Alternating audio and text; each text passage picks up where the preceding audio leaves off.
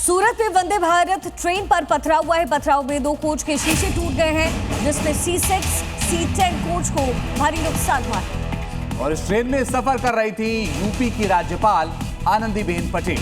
पथराव से किसी को चोट नहीं आई है। एक संदिग्ध को हिरासत में लिया गया है, मगर जिस ट्रेन पर पथराव हुआ उसी ट्रेन में सफर कर रही थी यूपी की राज्यपाल आनंदीबेन पटेल। और इसी दौरान C6 और C10 कोच को नुकसान पहुंचा है, उसके शीशे क्रैक हुए हैं। और 2 अलग अलग तस्वीरें, वंदे भारत ट्रेन पर पथराव हुआ और हिरासत में फिलहाल एक शख्स लिया गया है।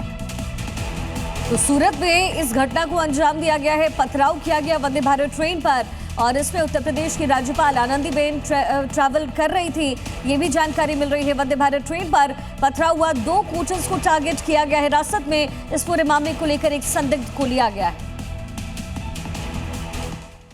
उत्तरायण और कोसाट के बीच में स्टोन पेल्टिंग की एक जो घटना जो है उसका हमें संज्ञान में आया और हमने तुरंत इसको एसपी जो हमारे जीआरपी हैं उनको हमने सूचित किया। साथ ही हमारा अंकलेश्वर का जो स्टाफ है, हमारे आईपीएस स्टाफ है जो रेलवे प्रोटेक्शन फोर्स का, उसको हमने स्पॉट पे भेजा और तुरंत हमने वहाँ पे एक सस्पेक्ट को हमने वहाँ पे अरेस्ट भी किया हुआ है और उससे पूछताछ जारी है।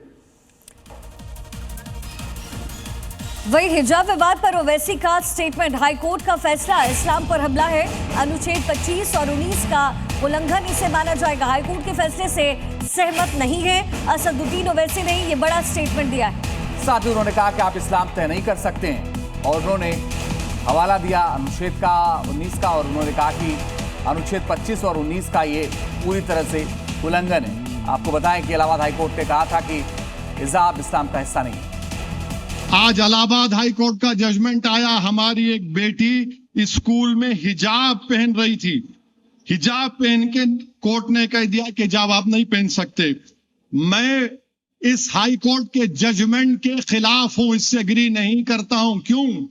क्योंकि साबरीमाला केस सुप्रीम कोर्ट में चल रहा है और supreme court reserve for judgment है। इलाहाबाद हाई कोर्ट के फाजिल जजेस को अपना जजमेंट रोकना चाहिए था।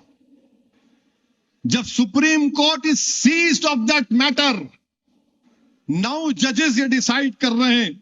क्या डिसाइड कर रहे हैं?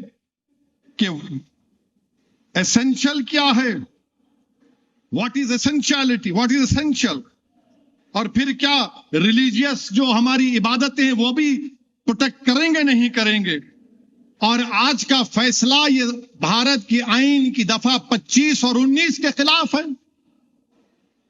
मैं कपड़े पहनता हूं, सिख हमारे बेटियां और हमारे बच्चे पहनते हैं। आप होते कौन है इस्लाम के एसेंशियलिटी को डिसाइड करने वाले? गलत है, बल्कि ये तो इस्लाम पर हमला है यह फैसला।